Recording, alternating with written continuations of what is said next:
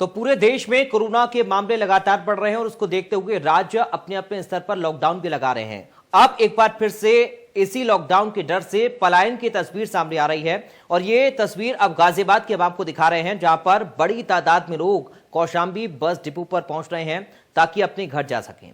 लोगों को डर है कि कहीं लॉकडाउन ना लग जाए। अपने गांव की तरफ एक बार फिर से ये प्रवासी मजदूर निकलते हुए नजर आ रहे हैं और ये तस्वीर आप देखिए, गाजियाबाद की तस्वीरें हम आपको दिखा रहे हैं, जहां पर बड़ी संख्या में लोग पहुंच रहे हैं, बसों का इंतजार कर रहे हैं, बस अड्डे पर खड़े हुए हैं। छोटे छोटे बच्चों को लेकर, बीवी बच्चों को लेकर अपने घर से लोग निकल पड़े हैं ताकि अपने गाँव सही सलामत पहुंच जाएं, रोजी रोटी का कोई जुगाड़ गांव में हो जाए, क्योंकि अब उनको डर है अगर फिर से लॉकडाउन लगा तो फिर से उनकी जो दिनचर्या है वो बिगड़ जाएगी, रोजी रोटी का संकट उनके ऊपर आन पड़ेगा, कैसे उनकी जिंदगी चलेगी, इस बात का डर लोगों को सता रहा है। और इसी की ये तस्वीर आप देखिए, इसी का एक उदाहरण आप देखिए, किस तरह से लोगों के मन में लॉकडाउन का डर एक बार फिर से शुरू हो गया है और एक बार फिर से मजदूरों के पलायन की तस्वीर सामने आ रही है। तो ये तस्वीर गाजियाबाद की हम आपको दिखा रहे हैं, जहां पर बड़ी तादाद में कौशांबी बस डिपो पर लोग पहुंच रहे हैं। जो प्रवासी मजदूर हैं, रोजाना कमाकर खाने वाले लोग हैं, वो अब डर रहे हैं इस बात को लेकर कि कहीं एक बार फिर से अगर लॉकडाउन लगता है, सख्ती बढ़ती है, अगर उनको काम धंधा नहीं मिलता है तो कैसे वो अपने परिवार का पालन पोषण करेंगे, कैसे अपने बीवी बच्चों का पेट पालेंगे। ये एक बड़ी समस्या उनके सामने एक बार फिर से ना आ जाए, इस बात का डर लोगों में है और इसलिए अपने गांव लोग जाना चाहते हैं और चाहते हैं कि समय रहते वो अपने गांव पहुंच जाएं ताकि अपने गांव में ही कोई काम धंधा ढूंढ लें और बीवी बच्चों का पेट पाल सकें। तस्वीर आप देख रहे हैं कौशांबी बस डिपो की, ये तस्वीर हम आपको दिखा रहे हैं। एक बार फिर से लोगों के मन में ये भय का माहौल बना हुआ है। एक बार फिर से इसी तरीके की तस्वीरें सामने आई हैं, पलायन की जो पिछले साल सामने आई थी लॉकडाउन लगने की घोषणा के बाद, और लॉकडाउन लगने के बाद भी लोग सड़कों पर पैदल निकल पड़े थे, कोई अगर वाहन उनको नहीं मिल रहा था तो।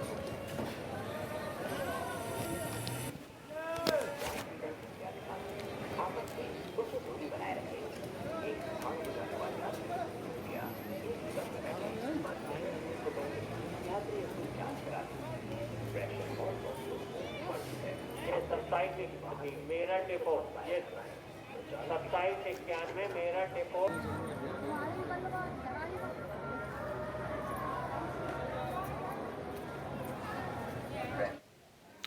और मेरे साथ 3 संवाददाता मेरे जुड़ गए हैं अधिक बातचीत और जानकारी के साथ। झांसी से मनीष हमारे साथ हैं, कानपुर से राहुल हैं और साथ ही ग्रेटर नोएडा से रजत हमारे साथ हैं।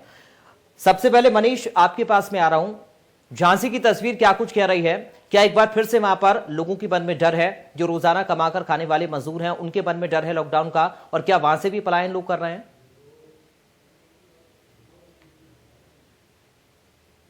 जी बिल्कुल पराग, दिन पर दिन हालात बिगड़ते जा रहे हैं। झांसी की बात करें तो रोजाना 800 के ऊपर यहाँ पर कोरोना पॉजिटिव निकल रहा है। यहाँ पर तकरीबन 200 लोगों की मौत हो चुकी है। लगभग 5000 लोग जो हैं एक्टिव केस इस समय अस्पतालों में मौजूद है और होम क्वारंटीन में भी है। तो कहीं ना कहीं जो एक सबसे बड़ी चौंकाने वाली बात यह है कि ग्रामीण इलाकों में अब तक ये संक्रमण नहीं फैला था, लेकिन इस वक्त सबसे ज्यादा जो केसेस आ रहे हैं वो ग्रामीण इलाकों से आ रहे हैं। कहीं ना कहीं ये वजह चुनाव की जो इकट्ठी हुई भीड़ है वो कहीं ना कहीं ये वजह मानी जा रही है। लेकिन भयावह स्थिति ये आ गई कि गांव के लोग जो हैं, ग्रामीण हैं, वो पॉजिटिव हो रहे हैं। तो कहीं ना कहीं जो पलायन की स्थिति है और लॉकडाउन की स्थिति है, लोगों को केवल एक ही बात समझ में आ रही है यहाँ पे कि केवल लॉकडाउन ही एक इसका सॉल्यूशन है, क्योंकि भीड़ और आना जाना, बाजारों में जो भीड़ देखने को मिल रही है, लोग बगैर मास्क के घूम रहे हैं। तो कहीं ना कहीं एक ही सॉल्यूशन यहाँ के लोगों को समझ में आ रहा है कि यहाँ लॉकडाउन लगाया जाए, जिससे लोग घर से ना निकले और इस कोरोना की चेन को तोड़ा जा सके। जी ठीक है मनीष, आप मेरे साथ बने रहिए। कानपुर में राहुल, क्या कुछ तस्वीर सामने आ रही है?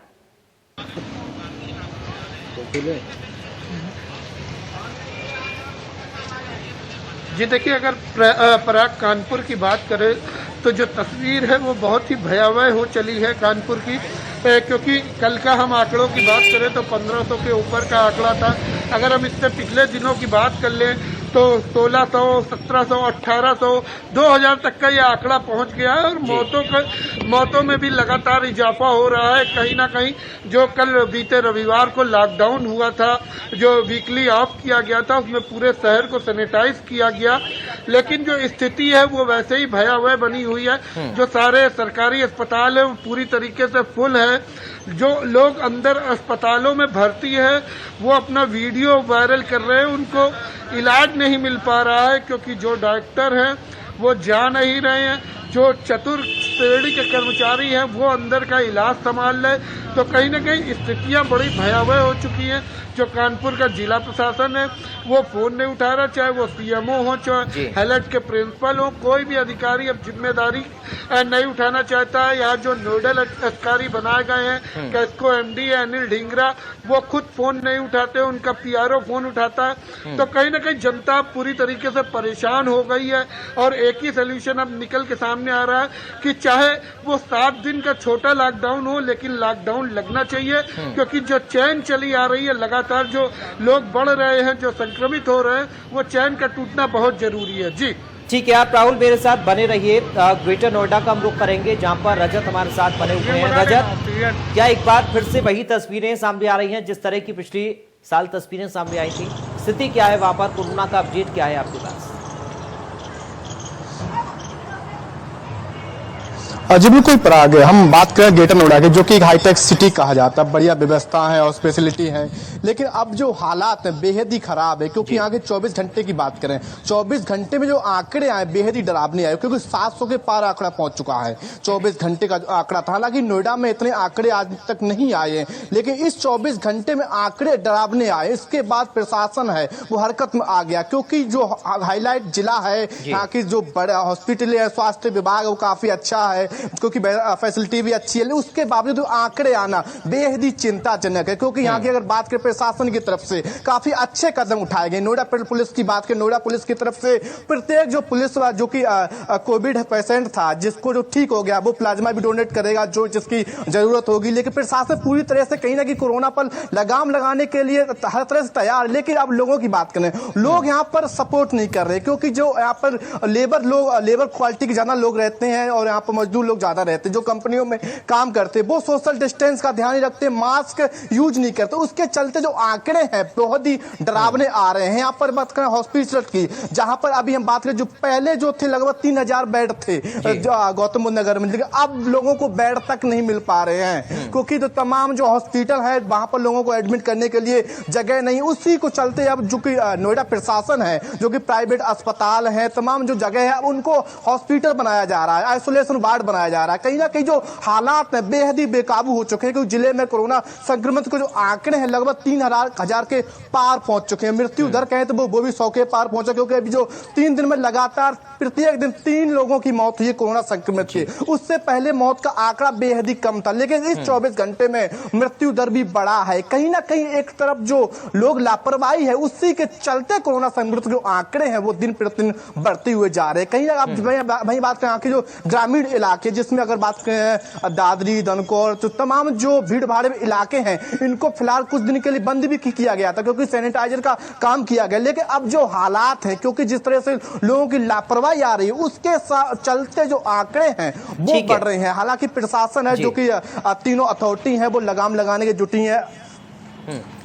रजत, आप मेरे साथ बने रहिए। एक बार फिर से मैं मनीष का रुख करूंगा। मनीष, राहुल अभी जिस बात का जिक्र कर रहे थे, संख्या लगातार बढ़ रही है, एक बार फिर से कोरोना की जो रफ्तार है वो बढ़ रही है, मामले एक बार फिर से लगातार सामने आ रहे हैं और अलग अलग राज्यों पर हम देखें तो सभी की लगभग एक जैसी स्थिति है, हर जगह मामले सामने आ रहे हैं। अगर एक बार फिर से लॉकडाउन लगता है तो क्या फिर पलायन का दौर शुरू होगा, फिर से पैनिक क्रिएट होगा? क्योंकि अभी जो तस्वीरें सामने आ रही हैं गाजियाबाद से, कुछ इसी तरफ वो इशारा कर रही हैं। पिछले साल जो हमने देखा था, बड़ी तादाद में लोग जा रहे थे, बसों का इंतजार कर रहे थे, बस नहीं मिल रही थी तो पैदल हाईवेज पर निकल गए थे। क्या एक बार फिर से लोगों के मन में इस बात का डर है कि कहीं अगर लॉकडाउन लगा तो फिर से उनके रोजगार छिन सकते हैं?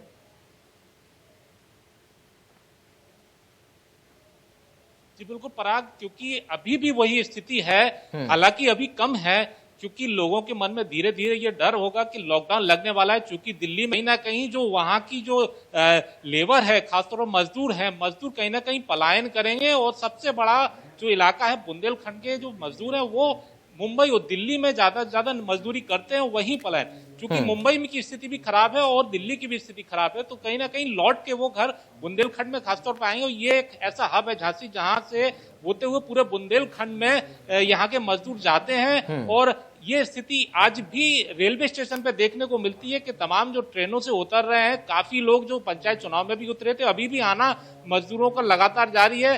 सड़कों पर भी देखा जाए तो हाईवे पर लगातार बसें करके, अपने ऑटो तक करके और तमाम जो साधन करके अपने खुद के मजदूर यहाँ लौट के आ रहे हैं और अपने घर की तरफ जा रहे हैं। तो कहीं ना कहीं ये मजदूरों में डर है और लोगों में भी डर है, जो कि बाहर रह रहे हैं, दिल्ली रह रहे हैं या दूसरे प्रदेशों में रह रहे हैं। तो कहीं ना कहीं लॉकडाउन का कहीं ना कहीं डर नजर साफ देखने को मिल रहा है। ठीक है, लखनऊ से रवि हमारे साथ जुड़ गए संवाददाता। रवि, लखनऊ की स्थिति बेहद खराब है, वहां पर संक्रमण के मामले तेजी के साथ बढ़ रहे हैं, इसके साथ ही स्वास्थ्य सेवाओं की स्थिति क्या है ये भी सबने देखा।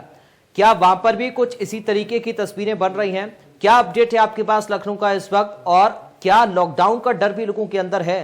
रवि,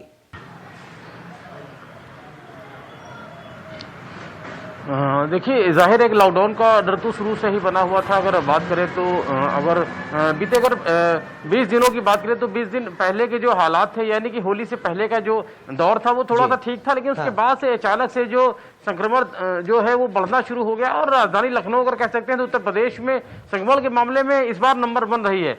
लगातार जिस तरीके से अगर बात करें तो 1000, फिर 1500, फिर 2000, फिर 2500, फिर 3000, फिर 4000, फिर 5000 और 6000, यानी कि 6000 के आसपास जो आंकड़े निकल कर आ रहे हैं, यानी 5000 से 6000 के बीच में जो आंकड़े निकल कर आ रहे हैं, कहीं ना कहीं लोगों को परेशानी में डालने वाले हैं। मौतों की बात करें तो उत्तर प्रदेश में सबसे ज्यादा अगर मौतें हो रही तो लखनऊ में हो रही हैं। तो साफ तौर पर समझ सकते हैं कि कोरोना का जो कहर है वो किस तरीके से बरस रहा है लोगों पर। और लगातार अगर बात करें तो अस्पतालों के जो हालात है बेहद ही बुरे हालात माने जाए, क्योंकि लगातार जिस तरीके से मरीजों की संख्या बढ़ी है, अस्पतालों में बेड कम पड़ गए, ऑक्सीजन की किल्लत हो गई, वेंटिलेटर की व्यवस्था नहीं हो पाई। तो साफ तौर पर लगातार एक के बाद एक लोगों को जो जाने लगी, उसके बाद अब साफ तौर पर सरकार ने उस पूरे मामले को बहुत ही गंभीरता से लिया है। हालांकि इस पूरे मामले को लेकर मुख्यमंत्री 1 साल पहले से ही काम कर रहे हैं। 1 साल पहले भी उन्होंने लगातार कोरोना को लेकर काम किया, जिसकी पूरे देश भर में चर्चा भी हुई थी। लेकिन इस बार का संक्रमण इस कदर बढ़ा है, यानी कि संक्रमित मरीजों की संख्या वो इस कदर बढ़ी हुई है, जो मौतों का आंकड़ा वो लगातार बढ़ता हुआ है। इसको लेकर अगर बात करें तो ऑक्सीजन की किल्लत न होने पर इसके लिए निर्देश दिए गए हैं। मास्क को लेकर सख्ती की गई, यानी बिना मास्क के अगर कोई निकलता है तो पहले उसके पास 1000 रुपये जुर्माना होगा, फिर दोबारा पकड़ा जाता है तो उस पर 10 गुना यानी 10,000 के जुर्माना होगा। सोशल डिस्टेंसिंग को लेकर पूरी तरीके से सख्ती से पालन कराना है। नाइट कर्फ्यू फिलहाल चला दिया गया, इसके अलावा 35 घंटे का जो मिनी लॉकडाउन कह सकते हैं इसको वो शुरू किया गया था। इसका कहीं ना कहीं असर जरूर साफ तौर पर। ठीक है रवि, आपका बहुत शुक्रिया तमाम जानकारी हम तक पहुंचाने के लिए। साथ ही मनीष आपका बहुत शुक्रिया, रजत आपका बहुत शुक्रिया, और राहुल हमारे साथ जुड़े थे, राहुल आपका भी बहुत शुक्रिया तमाम जानकारी और बातचीत तस्वीरें हमारे दर्शकों तक पहुंचाने के लिए।